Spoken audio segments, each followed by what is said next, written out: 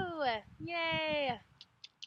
I'm really excited because I want to just talk to you about where the moon is and how it applies to our bodies and our psychology and gardening. So those words next to each other is exciting for me. We're in a second quarter moon, which is really good for above ground crops. The first half, again, is above ground crops. And then to get more specific about it, second quarter moon is good for fruiting crops. We're coming into a full moon, so we're going to this climax of water coming to the surface and light expanding in the sky. We're having warm days, which lend to quick germination or at least a zap of activation of the seed. And we're in Scorpio, which is a water sign. So I'm just feeling like, yes, like this is awesome. Let's do some tomatoes and peppers and these fruiting crops. It's a great time to start those starts.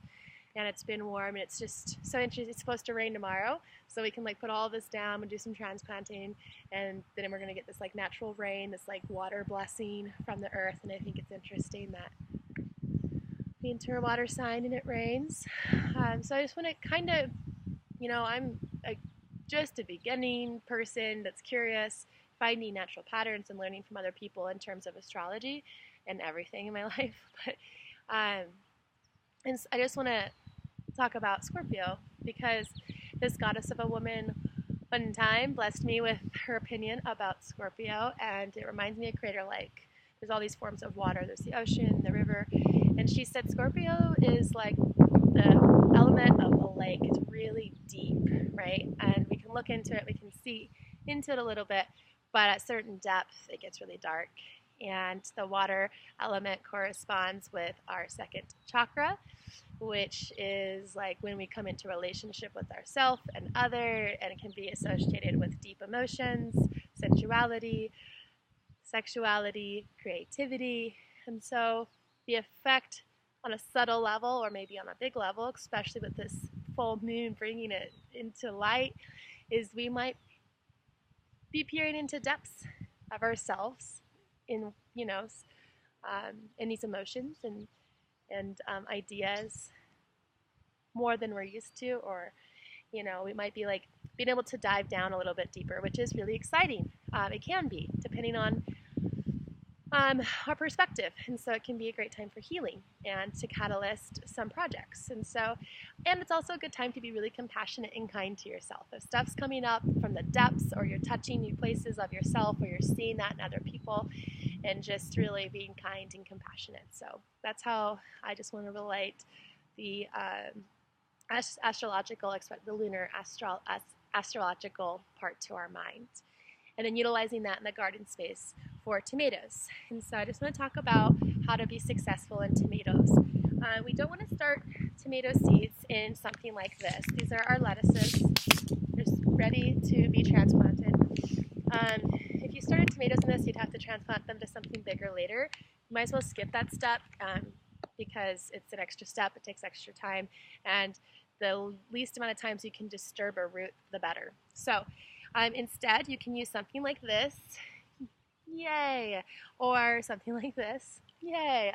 If I had a choice, I'd probably put a pepper in here and a tomato in here. And I'm just using literally whatever I can find around the Shire. An ideal container would probably be more like this. It's a little bit more narrow than the big guy. See that difference? And the ideal container would be longer, so it would probably be, 8 inches maybe. And so that root can really get long, and when you do transplant it, you can put it down deep. And so you don't want to direct plant tomatoes or peppers or eggplant right now. Our weather is really erratic and unpredictable. Yesterday it was almost 90. It's supposed to drop down to like 32 tomorrow. And these plants are really sensitive to those variances, but our season isn't long enough for them to direct seed when they're ready. And so we have to put them in greenhouses. This was a homemade greenhouse our Shire mate made, and it's awesome. And if you're interested in learning more, please let me know. We're going to line it with water jugs, and the heat of the sun is going to warm that water, and then throughout the night it'll disperse and maintain a heat in the greenhouse. That's what we're experimenting with anyway. And so we want to incubate our hot crops until there is just no no, like the frost is like yesterday, like it's not coming back, you know. Which and even like 40s degrees even. So we're talking like June, July. Solstice time is a big time in the garden, and I look forward to talking more about that later. And so the one hot crop that we won't be planting quite yet are the cucumbers. So cucumbers and melons will wait a couple of weeks to start those seeds. They don't need as much of a jump start to get going as the peppers and tomatoes do. Those actually can be direct seeded, but I think you get an earlier harvest when you plant them early, a couple of weeks earlier in your super duper awesome greenhouse.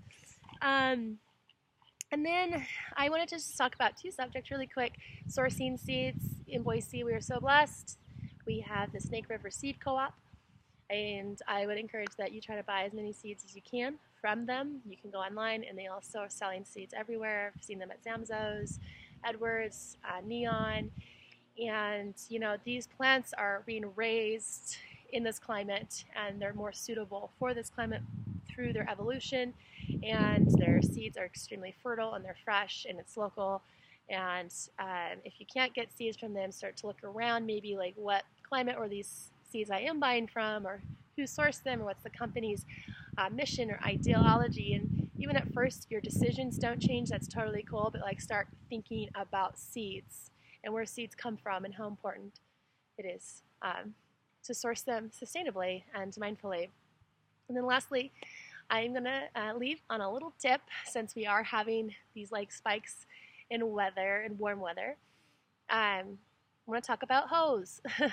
So I use a long hose right now because I'm hand watering in quite a big area.